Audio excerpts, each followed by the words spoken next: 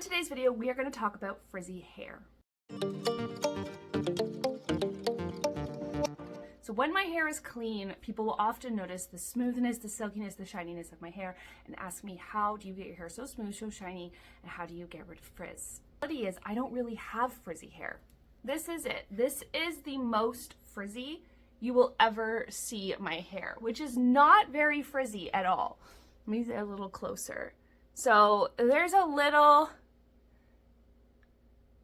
bit of frizziness, very slight. That's what kind of makes the hair look dry and poofy, is that frizz.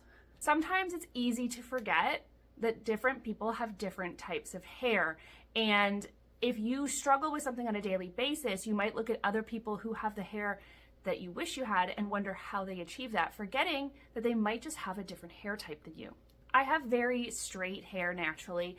If I let it air dry, it has a very slight wave to it, but there's very little to no natural frizz, and that's just the way it is. I have put 0 smoothing products in my hair today. I only put volumizing products, so if anything, the volumizing product would give me a little bit more frizz because it's going to dehydrate my hair a little bit more, but I don't have to do anything to achieve this smooth, shiny finish. That's just my hair. So I know that's not entirely helpful, but that's just to remember to set your expectations and to really understand when you're comparing your hair to someone else's hair, that sometimes it's not that you haven't found the right product or that you're not good enough at doing your hair. Sometimes it's just that you don't have that hair. Now, the 2 things that you do need if you want to combat even the littlest amount of frizz in your hair is smoothing products and heat. Now, like I said, I did not put any smoothing products in my hair today because I wanted to show you maximum frizz. But even if you don't put smoothing products, frizz is always going to be smoothed out by heat.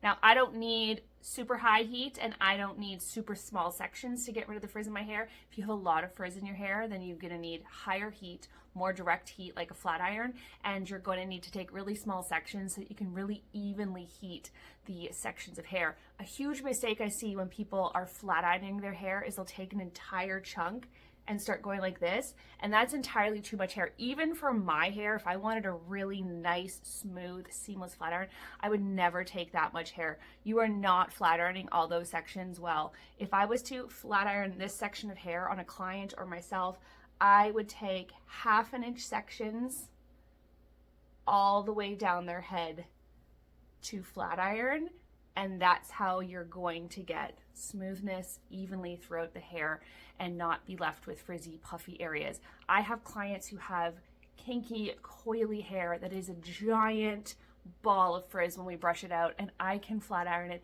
to silky smooth by taking the right amount of time and small sections and higher heat. So it just takes time and patience, but heat will always smooth out frizz.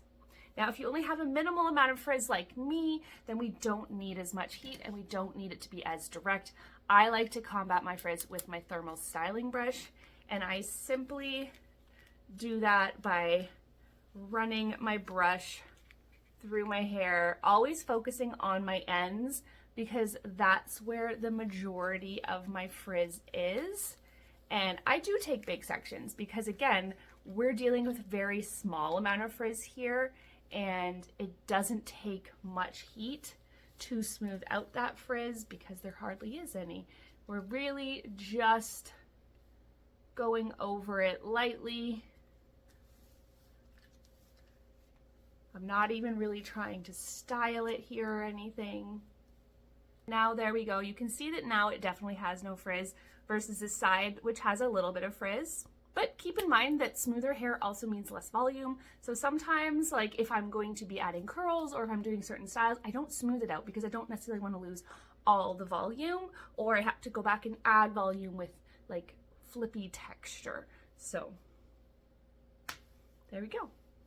I hope that helps. I hope that answers some of your questions about frizz, or at least helps you if you tend to compare your hair that's more frizzy to mine and wonder, how does my hair look so much smoother and shinier than yours? Truth is, it's probably just that we have different hair.